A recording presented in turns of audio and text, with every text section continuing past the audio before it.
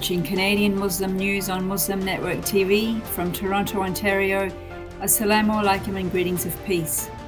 What is the Afghan community in Canada feeling about the political changes in Afghanistan? We will talk to an Afghan community activist, Ahmad-Shah Duranai. But first, some news headlines.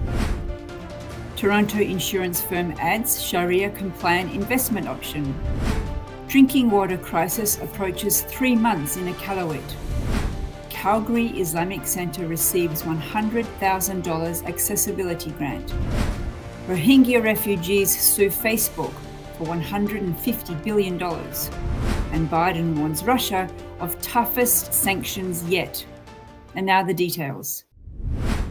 Manulife, a Toronto-based insurance firm, has incorporated 2 Sharia-compliant funds to its platform. The broad equity and fixed income exposure will allow Canadians to make halal investments through Manulife. The growing Muslim population in Canada was one of the key motivators to include these options. The Islamic Finance Advisory Board, which provides advice to people based on the principles of Sharia, acknowledged the 2 funds as Sharia compliant and will audit them every year, they told Salam Gateway. Manulife is among the latest of several other companies that provide halal investment options for Canadians, such as Manzil and Wealthsimple. The city of Iqaluit grows tired as they reach 57 days without access to running, clean drinking water. Mayor Kenny Bell told APTN that all public service staff have been asked to help deliver water. This means that recreation centres and public administration offices remain unstaffed. Despite offering to hire additional workers for $32 an hour, the city remains short-staffed for water delivery. The armed forces who arrived to assist have not eased the situation either, says Bell. The city predicts that it will take around $180 million to solve this problem in the long term. Ahmad-Shah Islamic Centre in Calgary was given the maximum grant for the small projects component by the federal government's Enabling Accessibility Fund of $100,000. The grant provides funding for projects that make Canadian communities more accessible for persons with disabilities. For the centre, this means making accessible washrooms, curbs and doors, along with several interior ramps. Nada Merhi, the vice president of Ahmad-Shah, said that the project will build a more inclusive environment for everyone to fully participate within the centre. Ahmad-Shah Islamic Centre is located in Calgary and can host up to 2,000 people. Rohingya refugees from Burma are suing Facebook for $150 billion.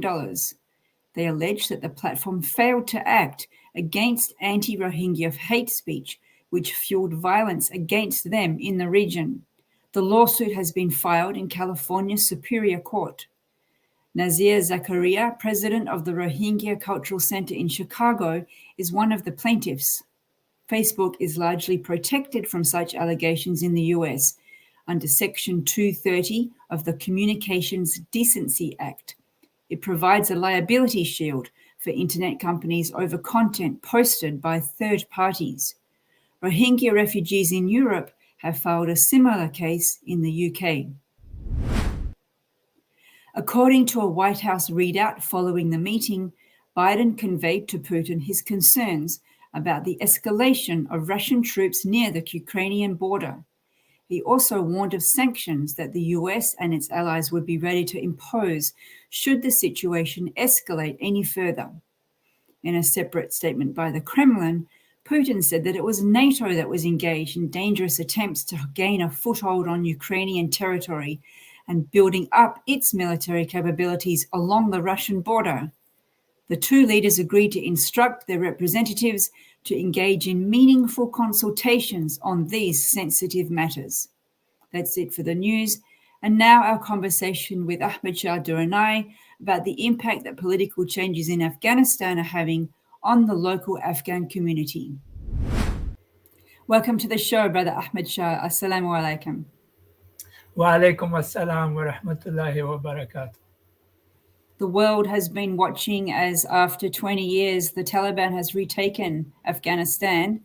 And there's been this 40-year-long war and turmoil in Afghanistan. How has that affected the Afghan community that's living here in Canada? Well, the 43 years of war in Afghanistan has really split the community in many different pieces. And that split has come also to the Afghan Canadian community here, and the position of the Canadian Afghan community vis-a-vis the changes in Afghanistan represents that kind of the split in the society. There are some people who are very much against what has happened and against the Taliban. But to my surprise, there are a lot of people in the Afghan Canadian community who think that this is a positive change and there might be a light at the end of the tunnel of this long 43 years war. There have been sort of different eras, if you like, of ideological splits, which have, brought about a refugee stream. So the first one was the Soviet invasion, and then there was the civil war after the Soviets were expelled, and then there was the Taliban, and then there was the ousting of the Taliban, and now there's the Taliban back. There are sort of a lot of sides that one could be on, you just mentioned that you've seen that kind of split here, which is a recent one in terms of relation to the Taliban. But are there also the older splits, like the communist versus Afghan local community split? Well, I don't see a split, ideological split between, let's say, pro-Islam and pro-communist, but there are splits in the community based on ethnic divisions that have popped up in Afghanistan. And there are also regional. So there are people who come from certain regions of Afghanistan. They, when they are in this in Canada, they stick together. And yet in Canada, no one even knows. I spent some time living in Livermore, which is a very tiny city in California, just on top of Fremont, which I believe is one of the largest expat Afghan communities in the Western world. And I would meet people, oh, I'm Pashtun, I'm Hazara. I didn't have a clue. It's just like Afghan, and even that is sort of just like South Asian people. Does the being here amongst sort of a wider ignorant population of Canadians bring people together and help get over in sort of solidarity those internal divides that outsiders don't understand?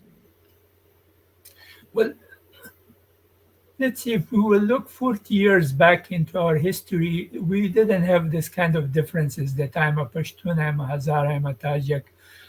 But nowadays, because of perhaps a lot of foreign intervention, a lot of investment in dividing the country into ethnic groups, those differences have come here also.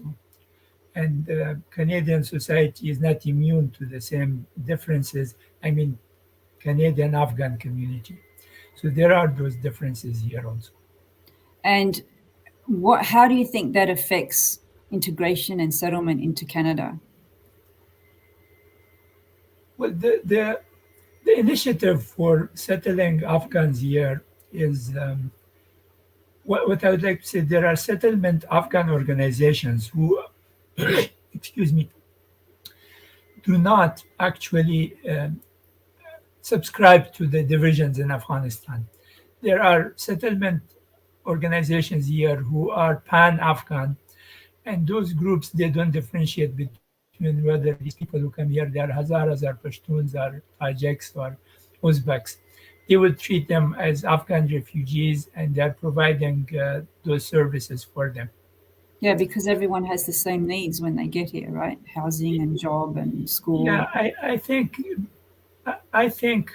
the difference in terms of services that are required will be for the people if they don't have, if they are either single parents or either women or men alone, then they will need different kind of services here.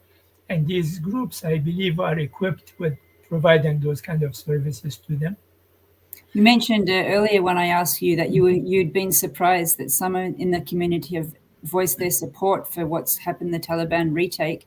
Do you think that the Canadian government should recognize the Taliban now as the legitimate government in Afghanistan? Well, personally, I don't have any opinion because the Canadian government has to make decisions based on their own interest. But I do have a strong feeling that engaging the Taliban will help the Afghan population, especially the poor and the orphans and the widows. And the more the Canadian government is engaged with the Taliban, they can have a bigger impact in transforming the mindset of the people in Afghanistan, and at the same time provide humanitarian help to the Afghan population, which where the line of poverty is going up and up and up, and more people go under the poverty line. The Taliban had some very peculiar interpretations of Islamic law and were quite brutal in some ways. Is that part of the reason why you were surprised that people here might consider their government light at the end of the tunnel? No, I don't think that this support for the Taliban is based on religious interpretations. I think it's based on the fact that for the first time in the past 40 years, the entire country comes under one authority, and that there is a chance that if the Taliban show flexibility, that there might be a good chance for a lasting peace in the country. And Afghanistan is known as the graveyard of empires. I guess the recent one just re-emphasizes this idea. But I understand that it's also been a very decentralized place. So do you think the Taliban is going to manage that kind of cohesive, united government?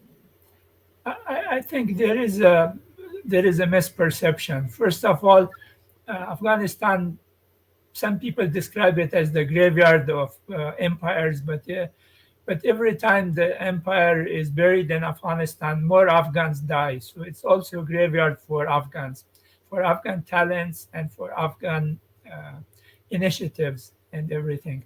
And then the other thing, the misconception is that Afghanistan is a decentralized country. That is a misconception. Afghanistan was always had a central authority. Maybe geographically the lines have changed, but wherever there was an authority, it was central.